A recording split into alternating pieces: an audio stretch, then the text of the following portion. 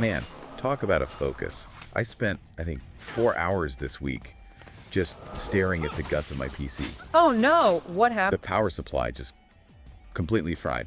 Total burnout. So I'm in there trying to figure out which cable goes where. The worst kind of puzzle. It is. And I swear, every single wire was the exact same color, but they all had these different, proprietary ends. I felt like I was diffusing a bomb. Uh-huh. And honestly, if I mess it up, I was going to turn into a seeth of shattered electronics, just, raging at my motherboard. What a genuinely infuriating shit show. That is actually a pretty perfect metaphor for what we're talking about today. How so? Well, that frantic, forced clarity you had while you were troubleshooting, trying to fulfill that ambiguous focus of make the magic smoke stay inside the box. Yeah, that's a good way to put it. You were forced into a role you didn't choose, you were giving this vague objective, and you were threatened with, catastrophic failure if your emotional stability or your soldering skills lapsed for even a second. I earned the right to complain, trust me. So what overwhelming destiny-driven system are we plumbing the depths of today? We are plunging headfirst into the Fabula Nova Crystallis subseries. Specifically, we're tearing apart the complex, often aggressively frustrating, but I think ultimately brilliant core systems of Final Fantasy XIII and its sequel, XIII-2. Okay, I'm ready. Our mission today is to take these famously dense mechanics. We're talking the Crystarium, the intensely tactical paradigm system, and that tragic, suffocating concept of the Lissi and make them instantly digestible for you. I am so ready for this. We are taking the notoriously linear JRPG that everyone loves to dunk on for its corridors, and we're going to prove that under the hood, it's this terrifyingly well-oiled, tactical machine. A machine powered by existential dread. And a complete lack of player agency, at least in the beginning. Our sources for this are the definitive wikis and, of course, the in-game data log entries, so we're getting right to the technical and narrative truth on how this whole crystal curse operates. Let's unpack this fate. Let's do it. So where do we even begin with this whole thing? Okay, let's start with the thematic foundation of the entire 13th trilogy, the Lessi. That's pronounced Lessi. Right. This is the fundamental, inescapable curse that drives the entire plot. The Lessi are usually human beings who are chosen by these divine entities, these highly powerful, sort of mechanical, organic gods known as Fissi, or crystals. So you're just walking along one day and poof, you're chosen by a god machine. Pretty much. And upon being chosen, you are branded, literally marked with a visual curse, and you're instantly granted immense physical and magical power. Okay, getting magical power sounds pretty good so far. What's the catch? They get all this power, but there's this massive, painful catch that justifies all the suffering the main party goes through. They are bound to fulfill a specific, and this is the key part, frustratingly ambiguous task called a focus. It's like the world's most powerful, confusing, and terrifying unpaid internship. That's a great way to put it. You get this unbelievable universe-altering resume boost. Yeah. But the job description is written in riddles, and if you fail, you turn into a hideous monster. Exactly. And the Falsi deliberately leave the focus ambiguous. See, the Falsi are essentially automatons. They're designed to maintain Cocoon and its people, but they can't directly interfere with the world's natural god, who they call the Maker. So they need proxies. They need proxies. They create Lassie because, as one of the antagonists puts it, humans dream, aspire, and through indomitable force of will achieve the impossible. The Falsi want to harness that human free will and, channel it toward their own cosmic goals. Which is what, exactly? Primarily the destruction of Cocoon to summon the Maker back to the world. I mean, that's some bulls. If Lightning had just been told your focus is to kill Orphan, she probably would have done it in Chapter 1. Why couldn't they just tell them the focus? Isn't that just, inefficient divine management? But the ambiguity is the critical component of the control mechanism. The Falsi, especially the main antagonist, Bartandalis, they need the Lassi to fail their focus and fall into despair. So it's a setup. It's a total setup. You have two grim outcomes that detail the depth of this crystal curse. And both of them hinge on your emotional state, not just on whether you complete the task. So failure isn't just missing a target or losing a fight. No, not at all. Failure means failing the focus, or, and this is the really cruel part, experiencing extreme, sustained negative emotions. We're talking despair, intense anger, or severe fear. And if you feel that. It forces the Lassi to transform into a crystallized monster called a seeth. It's a judgment on your mental state and your resilience far more than your actual effectiveness in combat. You are literally fighting your own hopelessness. That raises a really interesting point. It means the fal'Cie are actively trying to generate situations that maximize human despair. Yes. They are manufacturing the tension that leads to this monstrous transformation. Precisely. They create a no-win scenario. And the alternative, I mean, it isn't much better, honestly. Okay, so what's the good outcome? Success, which means you complete the focus and enter crystal stasis. Your soul gets trapped as a crystal epitaph. You become a statue. A very pretty statue. This state is viewed by some as immortality because, you don't age, but the cost is a total loss of agency. And crucially, they can be awakened later with a new focus. Oh, come on. It ensures perpetual servitude. The only reward for successfully completing a world-saving task is being put back on the shelf until the gods need you to suffer all over again. Perpetual servitude sounds way worse than just becoming a monster. At least the XIII is free of the focus, even if it's a shambling tragedy. It's a tough choice, for sure. It's a temporary victory that just resets the countdown to becoming a monster in the future. And this is where the control mechanism becomes visible. I mean, literally visible, the brand progression. It's a clock on your skin counting down to your transformation. Right, I remember that. For the Pulse LC, the ones chosen by the fal'Cie from Grand Pulse like Anima, the brand is that overlapping sequence of black arrows. Exactly, and if you look closely at it in-game, it gradually multiplies. It eventually reveals this closed, staring eye at the center. And when that eye fully opens, The Lisi instantly turns into a scythe. The Cocoon Lisi brand is a little different. It's the symbol of their god, Linzai. It starts small, and it just grows into its full, unmistakable form. both are just these ticking time bombs that are constantly reminding them of their limited time and, their forced purpose. Yeah. And then there's this bizarre metaphysical escape clause, right? The white brand. This is where the secondary lore comes in, and the concept of, divine intervention. A scorched out, static white brand, like the one Fang has at the start of the game, indicates that the Lisi is no longer in immediate danger of becoming a sea. Oh, wait, they still have their powers. Still have their power, but the game's main text doesn't really explain why. You have to look at external lore and fan sources, which cite the intervention of the goddess Etro. Etro, the goddess of chaos and the visible realm. That's the one. Her interference essentially burned out the focus countdown for Fang and Vanille after they failed their initial focus, which was becoming Ragnarok. So the goddess of chaos just steps in and says, nope, not today, Satan, and basically pauses the countdown. That's a good way of summarizing it, yeah. That means the only way to escape the fal'Cie system is for a third, higher power to take pity on you. I mean, that is peak fatalism. It absolutely reinforces the theme that the Lisi have no true control over their fate. And on top of all that, you have this political and societal distinction within Cocoon. The whole Pulse versus Sanctum Lisi thing. Right, so the Pulse Lisi, they're chosen by the Grand Pulse fal'Cie, the beings that everyone on Cocoon fears. So they're relentlessly hunted and killed by PSICOM. They're labeled as terrorists, as tools of the world below. The state turns them into public enemy number one, which justifies the whole purge at the beginning of the game. Precisely. Meanwhile, you've got the Sanctum Lasi, the ones chosen by Cocoon fal'Cie, like Kujata or Barthandalis. They're hailed as heroes. Even though they're still under PSICOM custody and just as bound by the focus? Okay, so the critical insight here, if we're connecting this to the bigger picture, is the supreme irony. The ruling power, the Sanctum, is a theocracy that's secretly being run by the fal'Cie Eden. Which is controlled by Barthandalis in his human form, Primarch Galanth Disley. And they are actively spreading lies and propaganda about how dangerous the Pulse are just to control humanity and justify the purge. All while using their own Lasi as pawns in a much larger plot to force the world's destruction just to summon their god.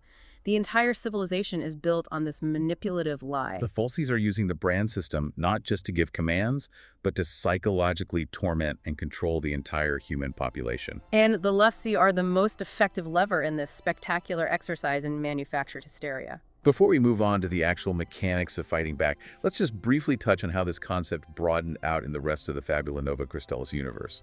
Just to show this curse wasn't always the same death sentence. Yeah. Oh, it diversified dramatically. In Type 0, which is set in Orience, the Lesi are branded by one of 4 crystals, and they're honored as lords or ladies. That sounds a lot better. It is until you hear the catch. They enter stasis when their purpose is fulfilled, but their extended servitude comes with this terrifying cost. The crystal enforces a magical amnesia. What do you mean? People forget the lessee's existence upon contact, and over time, the lessee themselves lose their own emotions and memories. They're viewed as forsaking their humanity. They are heroes who are systematically erased from memory and feeling. Functional immortality, but emotional and historical death. That's somehow even colder. And then in the Third Two and Lightning Returns, the concept shifts again. Snow willingly becomes a lessee a second time just to regain his powers. He opts back in. He opts back in for a heroic cause.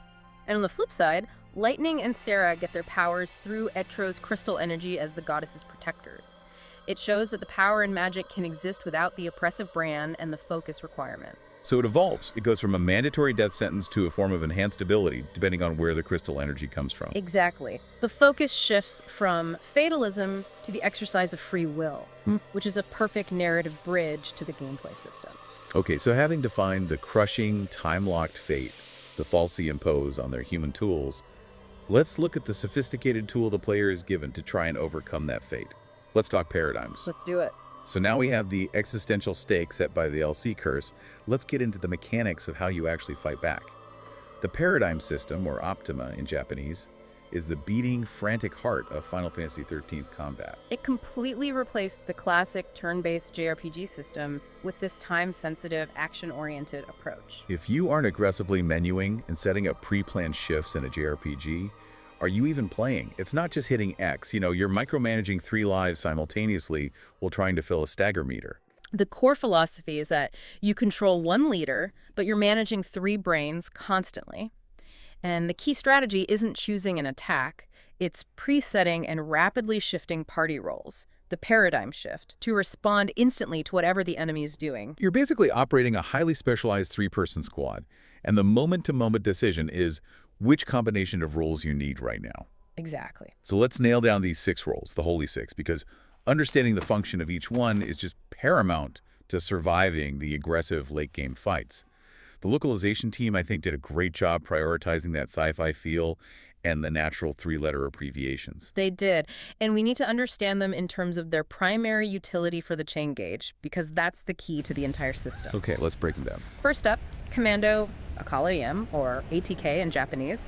This is your primary damage dealer. The brute force. The brute force. Their attacks build the attack chain easily. They maintain the chain bonus multiplier once it's established, and they just deal superior physical damage. They're your finishers. Got it. Next. Number 2, Ravager. Ravi, or BLA. The magic user, focused entirely on charging the enemy's chain gauge. So they're not really for damage. Not initially. Their attacks build that multiplier incredibly fast, but they deal significantly less damage until the enemy is staggered. They are the setup crew. Right, number 3. The Sentinel. SCN, or DAF, the tank. Their whole purpose is to draw enemy aggression with abilities like provoke, shield allies, and just greatly mitigate incoming damage. Absolutely essential for survival, especially when a boss enters one of those attack patterns, the stagger lock. Oh, for sure. Then you have the Saboteur, SAB, or Jam, the debuff expert. My personal favorite. They enfeeble enemies with status effects like Deprotect, which lowers physical resistance, and Shell for magical resistance. And crucially, their spells also contribute to the chain gauge, just slower than Ravagers. Then you've got the flip side, the Synergist. SYN or ENH, the buffer. Right. They support allies with this whole array of magical enhancements, granting critical buffs like haste for faster ATB refill or bravery for increased strength. And finally, the one everyone needs eventually, the Medic, MED or HLR. The healer, purely focused on restoring HP and removing status ailments. Their spells usually use less of the ATB gauge than offensive commands, which is a nice little bonus. And the rigidity of those roles is what forces the tactical shifting. If you need a heal, you have to shift to a paradigm with a medic. Right. Otherwise, your commando is just going to keep hitting the enemy no matter how low your HP gets. It forces you, the player, to find the solution not through individual commands, but through the right combination of roles. And that leads directly to the core of the paradigm shift mechanics. When you shift paradigms, it immediately refills everyone's ATB gauge, which is your primary resource for taking action. That boost is so critical. It's this microburst of actions right when you need it. But, and this is a big but, it has a non-negotiable 12-second cooldown for that refill effect. So you can't just spam the shift button for free actions. You have to commit to the role you choose for that 12-second window. And in the first game, XIII, that long initial shift animation was so infuriating, especially if you were trying to survive a critical hit. It felt like watching a screensaver when you desperately needed to heal. It was a massive mechanical constraint. And that long animation was a deliberate design choice. It was intended to punish indecision. So if you waited too long to shift from offense to defense, that animation might mean the difference between life and a game over screen. Exactly. But, of course, skilled players discovered ways to get around it. This is where the advanced technical play comes in. Tell us how to skip the pain. The sources confirm you could skip that long shift animation by shifting during very specific internal action frames. Like what? These included while a character was airborne, either from being launched or launching an enemy, or during a character's unique full ATB skill, like Lightning's Army of One. Okay, so special moves. And the hardest one to time, during the very specific single-frame animation of a basic attack command, like Lightning's Gunshot or Saz's Rifle Shot. So if you were really good, you weren't just watching the enemies, you were watching the microframes of your own character's animations, constantly hunting for that quarter-second window to optimize your shift. Yes. That's not just playing a JRPG, that's playing a high-speed fighting game's timing system. It transforms the shift from just a tactical choice into a skill-based execution test.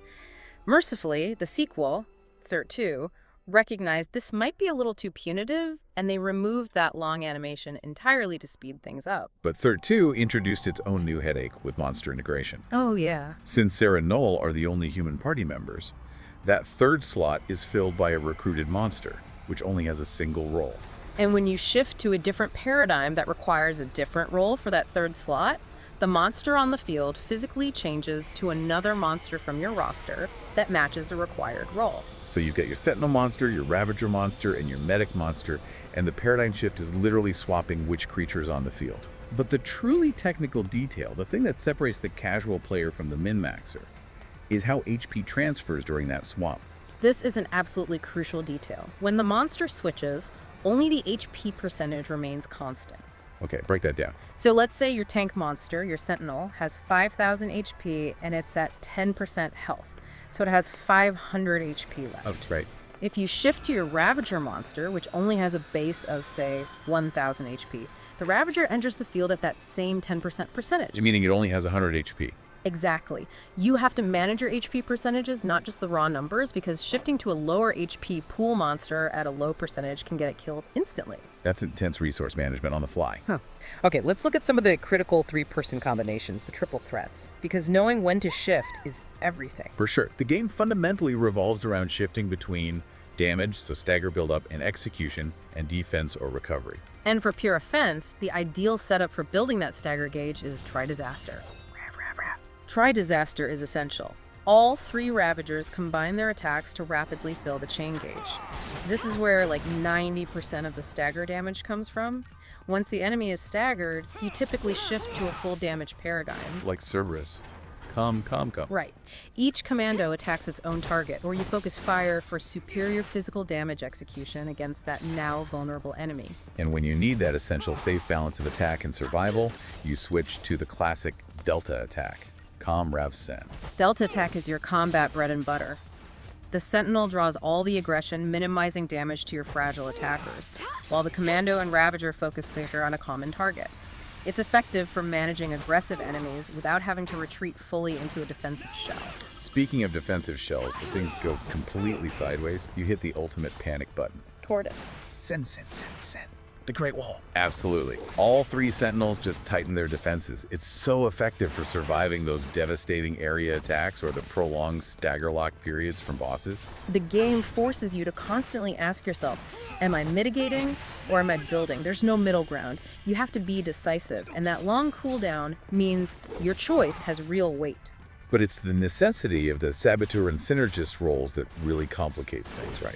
You often have to start fights with something like Inspiration, which is SYN, SB. Or Magic Guard, SEN, Sabman. You have to get your key buffs, like Haste and Bravery, And your debuffs deprotect into shell active even if it sacrifices that precious chain gauge buildup time at the start of a fight. The game just demands setup.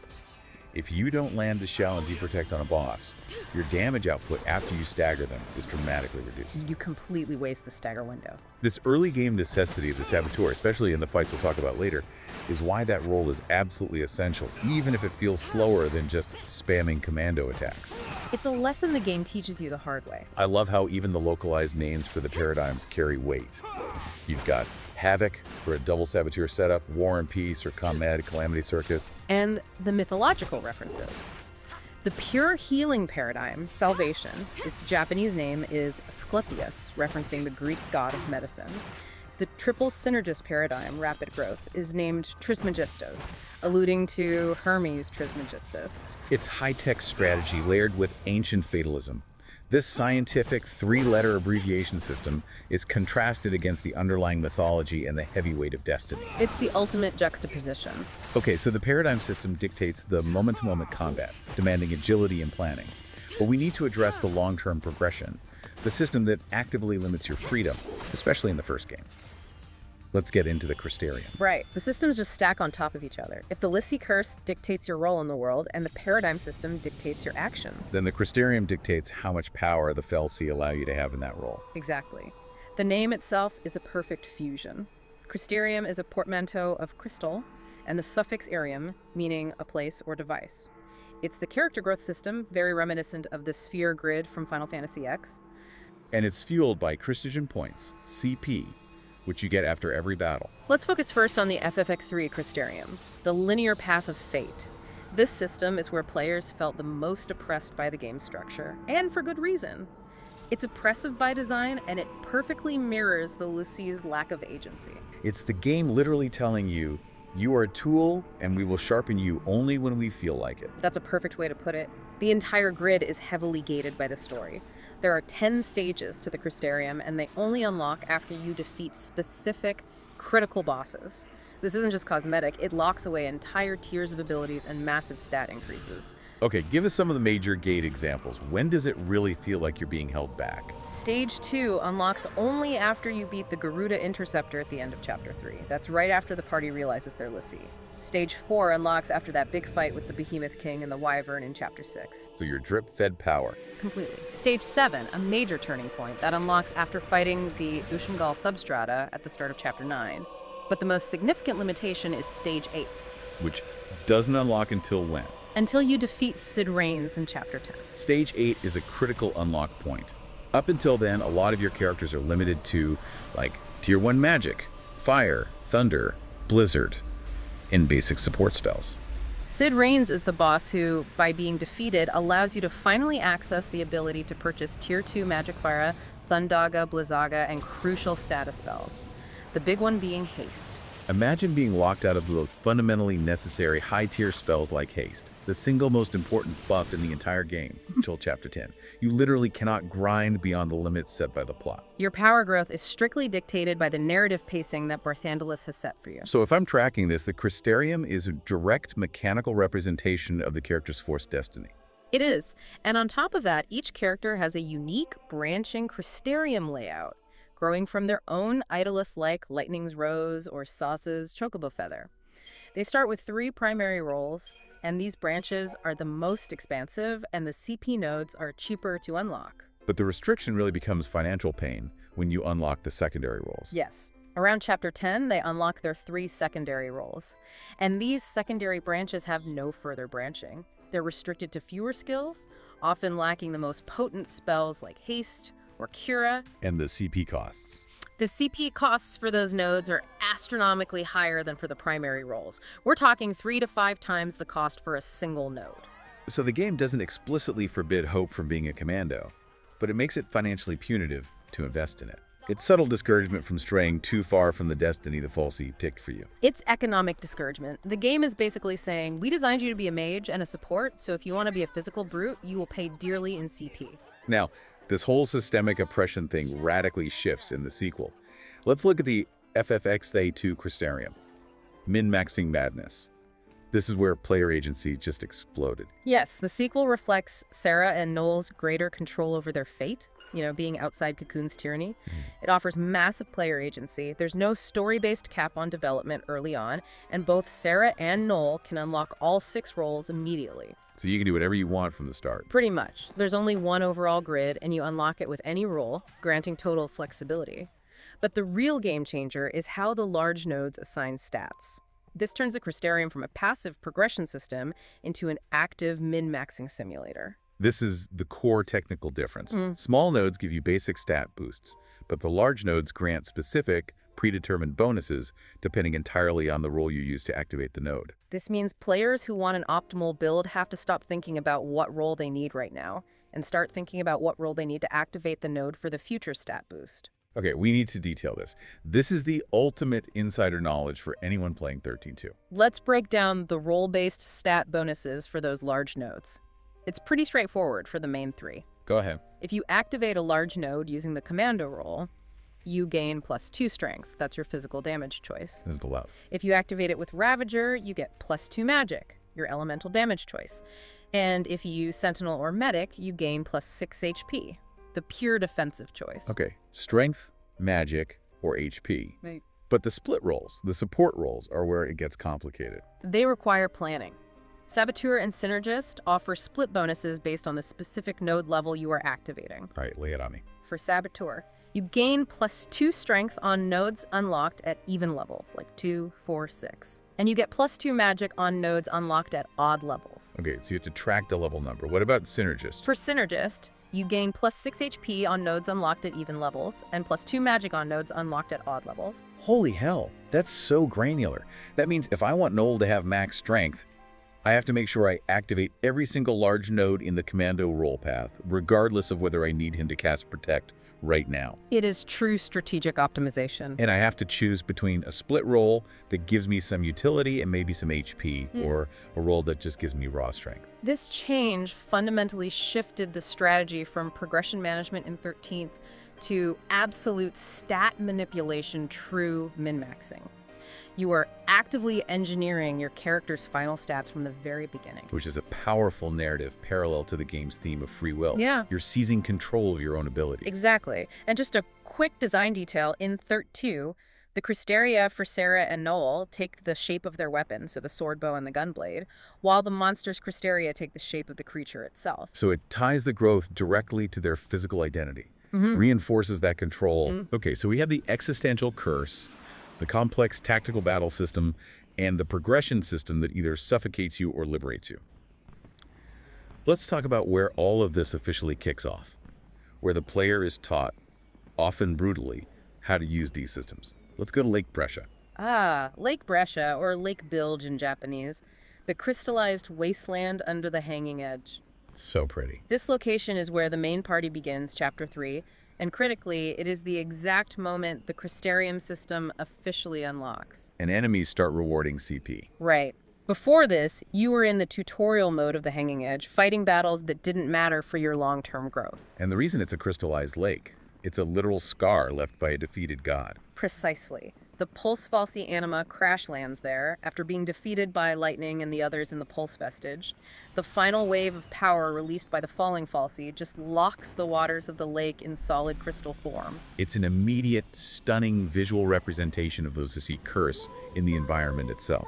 It's the narrative nexus. This is where the party realizes they are Lei, they see that vision of Ragnarok, and they realize they're running for their lives from PS Icon. And Snow stays behind, trying to free Sarah's crystal, which leads to him unwittingly summoning the Shiva sisters Eidolon after being overwhelmed by PS Icon forces. The location even dictates the music's pace. Masashi Hamazu, the composer, noted that the field theme Lake Brescia originally had this quick 90-second loop. He said he quickly wrote a more ambient, slower development part because he realized the original loop was just too fast for a field track. The desolate, slow, frozen reality of the environment needed ambient music to match it. Absolutely. So let's talk about the initial resistance the party faces in Lake Brescia and the Pulse Vestige. These enemies are basically the training wheels for the paradigm system. They're designed to force you to use all 6 roles. We do encounter several major military bosses in this early section: Manasvin Warmick, Styria, Nyx, and the Garuda Interceptor. But let's look at the foundational enemies of Cocoon's military, PSICOM, and how they force tactical choices. First up, the shock troops, the Pantheron. Pantheron are PSICOM's biological bloodhounds. They have very low HP, only 375, but they are crucial for teaching you how the Ravager role works. Why is that? They're noted for having a very low stagger threshold, just 103%. This makes them quick and easy to deal with if you switch to a Ravager-heavy paradigm and just fill that tiny meter quickly. They're designed to be the first enemy you can reliably stagger. And their Japanese name has a connection to cheetahs, right? Yeah, Jipparudo Resu is related to Gepard, the German word for cheetah. Okay, then you have the guys who follow orders without question, the Myrmidon. The armored soldiers, or Krieger in Japanese, they're fast, relentless, but also easily staggered at 110%. But the most telling design detail about the Myrmidon, which perfectly fits their role as expendable military units, is their CP reward. Which is what? 0 CP. Wait, 0 CP. Yeah. They are literally worthless beyond providing minor item drops. That seems almost insulting to the player. It's the ultimate symbolic cannon fodder. They exist purely as resource drains and combat obstacles, reinforcing that narrative theme of PSICOM's expendability. Their English name, Myrmidon, meaning one who follows orders without question, protest, or pity, from the Greek for ant, perfectly defines their lack of value to the ruling falsi. They're just there to pad the battlefield. And in Lake Brescia, we also meet the first transformed creatures, the XIII, specifically the white. These are the physical manifestation of the curse you're now running from. The white is a low HP Seath, only 270 HP, that frequently evades attacks. Oh, frustrating. It's extremely frustrating early on when you're struggling with low ATB segments. The name itself refers to a person of a specified kind, especially one regarded as unfortunate, or a spirit ghost, driving home their tragic origin. They introduce the necessity of accuracy in area attacks because single-target physical hits often miss.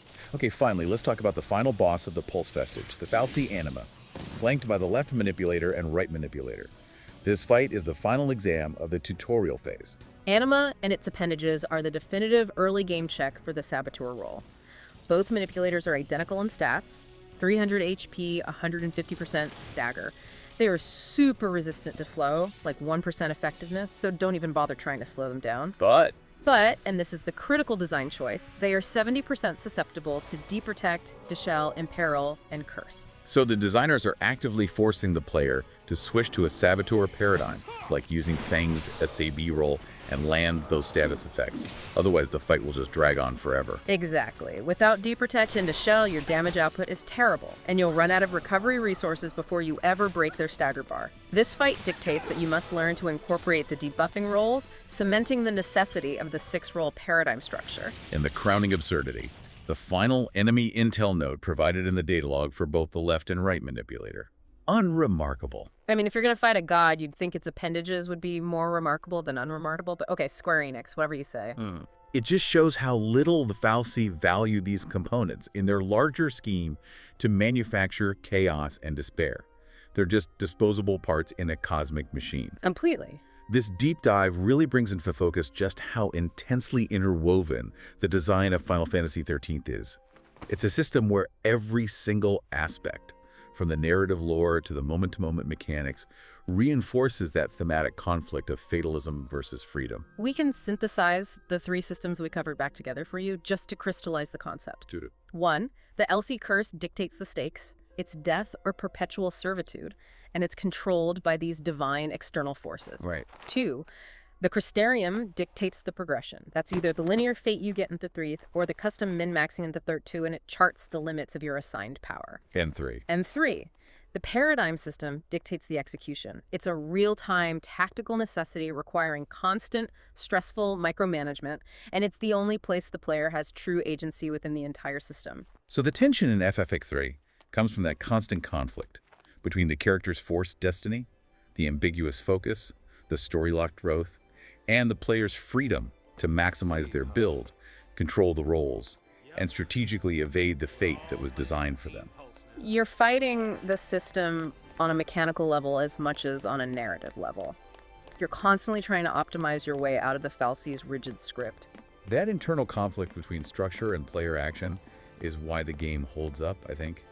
The linearity of the corridor level design was directly reflected in the linearity of the character progression. And it forced the player to focus entirely on mastering the combat systems because customization was largely withheld until the late game. Look, after replacing a power supply this week and spending 4 hours in a dark hole of cable management, obsessively trying to make a machine work, I needed this dive into a battle system that's actually logically organized. Even if it is totally oppressive. Even if it is totally oppressive, it makes my hardware struggles seem mundane compared to fighting a giant crystal god that wants you to turn into an ant monster.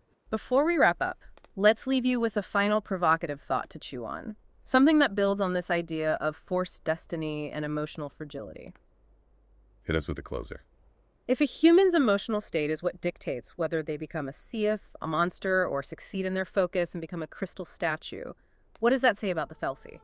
Go on. That their tools are ultimately judged not by their power or their failure to complete a task, but by the fragility of their despair. When you're branded, is the real focus simply maintaining enough emotional stability to survive? And is that itself a more brutal form of servitude, a constant forced suppression of your own suffering than any command they could have possibly given?